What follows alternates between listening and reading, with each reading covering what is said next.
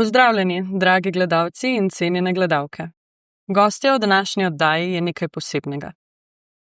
Pri svojih 17 letih združuje ogromno različnih talentov. Odlična je v šoli, uspešna v glasbi in športu, veliko prostega časa pa namenja tudi prostovoljstvu. Jeseni jo čaka nova pot, saj odhaja na prestižno mednarodno šolo UWC Adriatic v Italiji. Preden se odpravi na to življenjsko izkušnjo, smo jo povabili v našo oddajo, da več izvemo o njenih dosežkih, izzivih in sanjah za prihodnost. Najdijakinja Slovenije za leto 2025. Iza Zrnec, pozdravljena in dobrodošla v naši oddaji. Živja. Iza, povej mi, kako bi sama sebe opisala v 3 besedah? Verjetno bi rekla vztrajna, ustvarjalna pa trmasta. Jeseni te čaka velika sprememba. Seliš se v Italijo. Prva 2 letnika srednje šole si zaključila na gimnaziji Jurija Vege Idrija, jeseni pa odhajaš na UWC Adriatic v Italijo na program mednarodne mature. Zakaj tako odločitev?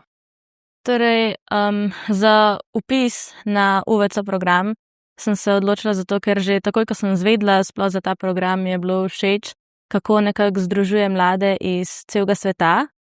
In predvsem me je pritegnilo to, kako poleg vseh akademskih predmetov omogoča tudi, da se učiš veliko več nekako življenjskih izkušenj, s tem, ko živiš v nekem mednarodnem okolju, spoznavaš ljudi iz dejansko celega sveta. In mislim, da se lahko iz tega res veliko naučiš, ker ti ljudje so res iz različnih kultur, različne navade, tradicije in čist drugačne poglede na svet, in to mi je bilo res všeč, in ko je prišel ven razpis, sem se odločila, da se bom prijavila. Kakšni pa so tvoji plani po končanem programu? Torej, ko zaključim, imam zaenkrat v načrtu, da bi se vpisala na študij medicine in tam nadaljevala pot. Bi medicino študirala v Sloveniji ali bi nadaljevala v Italiji? To pravzaprav še nisem odločena, ker je vse odvisno od tega, kakšne bodo takrat razmere, in tudi takoj, ko se odločiš za študij v tujini, si tudi odvisen nekako od štipendij, ker so stroški višji, in nekako se bom to odločila, ko bo čas za vpis. Ko pogledava tvoj seznam dosežkov, lahko vidiva kar veliko priznanj, nagrad in pa medalj. Povej mi, kako ti uspe usklajevati šolo, glasbo, šport in konec koncev tudi prostovoljstvo? Ja, nekako se je treba kar veliko organizirati časovno in ni glih veliko časa za poležavanje in delanje nič. Tako da dejansko vsakič takoj, ko pridem domov iz šole, takoj domačo nalogo naredim čim prej, da mi ni treba pol razmišljati o tem. In vse imam nekako že v en dan naprej splaniran, kaj bom naredila, vsak večer si napišem seznam, kaj vse moram naslednji dan narediti, in nekako gre. Kateri pa je tvoj najdosežek? Najdosežek? Po mojem bi res rekla to, da sem bila sprejeta na UWC Adriatic, ker se mi zdi, da mi bo res spremenil življenje. Poleg vsega se ukvarjaš tudi z glasbo. Že 10 let igraš flavto, poleg tega pa še kitaro. Kdaj se je vse to začelo, zanimanje za glasbo?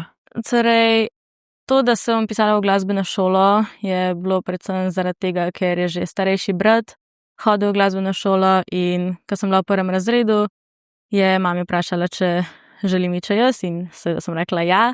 Ampak problem je bil, ker takrat sploh še nisem poznala jaz večine inštrumentov.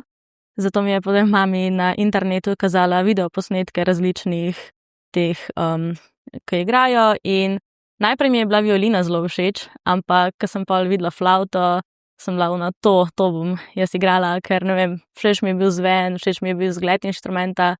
In ko sem enkrat prišla v glasbeno, sem se nekako zaljubila vse skupaj, ful mi je bilo fajn vaditi, ful mi je bilo fajn nastopati, in nekako je minilo 10 let v temu.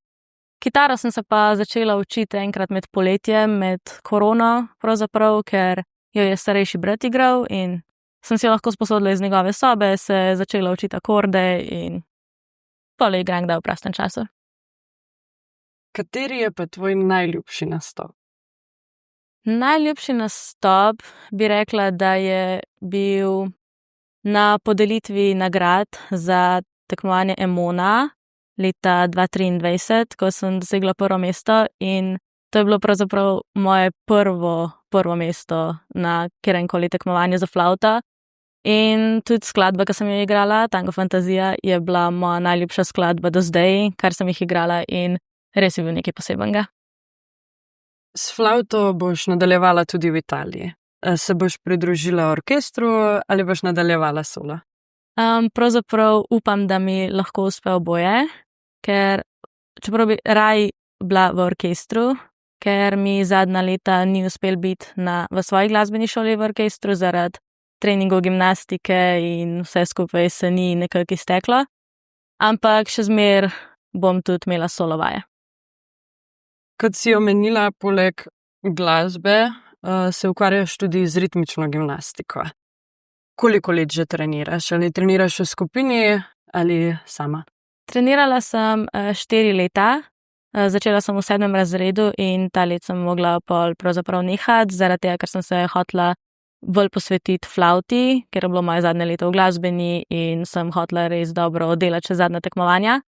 Ampak predvsem sem tekmovala z gimnastiko v skupinski sestavi, brez rekvizita in 1 leto tudi z obroči. Sem pa zadnje leto, ko sem trenirala, tekmovala tudi individualno, ampak v skupinskih sestavah mi je bilo veliko bolj všeč. Se ti zdi, da ti športni duh koristi tudi na drugih področjih, kot so denimo šola ali pa vsakdanji izzivi? Mislim, da zelo koristi, ker nekako pridobiš to disciplino in neko vztrajnost. Je pa tudi meni bil predvsem nek čas, ko sem lahko odmislila vse stvari za šolo, tudi flavto in nekako sem se lahko fokusirala na druge zadeve in je bil nekako po eni strani tudi odmor zame. Svoj čas posvečaš tudi prostovoljstvu. Aktivna si v Interakt klubu in tudi pomagaš v domu upokojencev Vrhnika. Kaj je Interakt klub in kakšna je tvoja vloga v njem? Torej, Interakt klub je pravzaprav klub, kjer organiziramo različne projekte, prostovoljne. In to leto smo na primer pomagali v domu upokojencev ali pa v varstveno-delovnem centru Idrija, smo se hodili družiti z njimi, smo zavijali darila za Božič, tudi za njihovo 20. obletnico smo pomagali nastopati.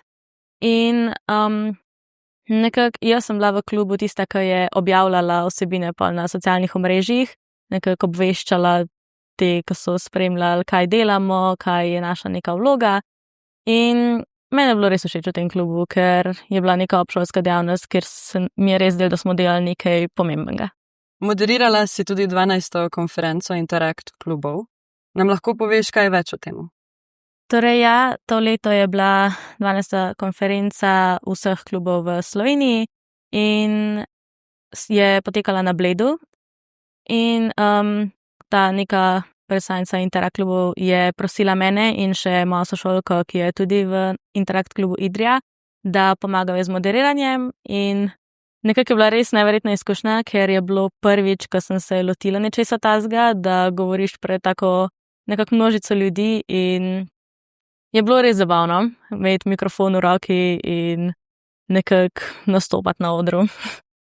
Nam lahko še malo rišeš tvoje izkušnje s prostovoljnim delom v domu upokojencev Vrhnika? Torej, v domu upokojencev na Vrhniki sem začela biti prostovoljka prejšnje poletje, ker sem imela veliko prostega časa in sem dobila nekako idejo v tem našem Interakt klubu, ker smo že pomagali v idrijskem domu in sem si rekla, zakaj ne bi pomagala še na Vrhniki, če lahko. Sem napisala mail in so mi rekli, da z veseljem lahko pridem. In potem na Vrhniki vsako sredo palačinke, peka palačink v domu in tam je zmeraj potrebnih veliko prostovoljcev, ker je treba peči palačinke, jih mazati in na to deliti. Tako da prejšnje poletje sem pomagala predvsem tam. To poletje sem pa spet pomagala na palačinkah, ampak sem pomagala pol tudi na različnih delavnicah, ko so ustvarjali, ali pa na bazarju oblačil in podobne zadeve. Glede na to, kako opisuješ prostovoljstvo, Kaj ti pomeni, zakaj vztrajaš pri tem? Nekako mi je zelo všeč, koliko so ljudje veseli, ko vidijo, da jim nekako prostovoljno pomagaš. Predvsem v domih, ko vidiš te starejše ljudi, koliko jim res pomeni, da smo se recimo družili z njimi, da smo jih peljali na sprehod. Res jim nekako polepšaš dan in si mislim, zakaj ne bi, če imam čas. Prostega časa skoraj da nimaš. Verjamem pa, da si kljub vsem obveznostim vzameš nekaj časa tudi zase. Kaj takrat počneš? V prostem času pravzaprav večino časa berem in gledam filme, serije, karkoli. To poletje sem se kvačkrat naučila, tako da rada tudi v hribe hodim. Ne vem, veliko stvari je, zmeraj najdem nekaj za delati. Kaj te pa od teh naštetih stvari najbolj sprosti? Branje. Ker res že od majhnega berem knjige in to je res nek pobeg v drug svet in je res fajn. Pa najljubša knjiga? Gospodarji prstanov, drugi del. Zdaj je čas pa še za modrost tedna. Kakšen bi bil najnasvet vrstnikom iz strani najdijakinje v Sloveniji? Jaz bi rekla, da če si res želiš neko stvar, boš zmer najdu čas, da se ji boš posvetil in da boš to tudi uresničil. Hvala, Iza, da si bila danes z nami in z gledalci delila svojo zgodbo. Želimo ti veliko uspeha na UVC Adriatic in pri vseh izzivih, ki so pred tabo. Vam, ki ste spremljali najin pogovor, pa hvala za pozornost in lep pozdrav do naslednjič.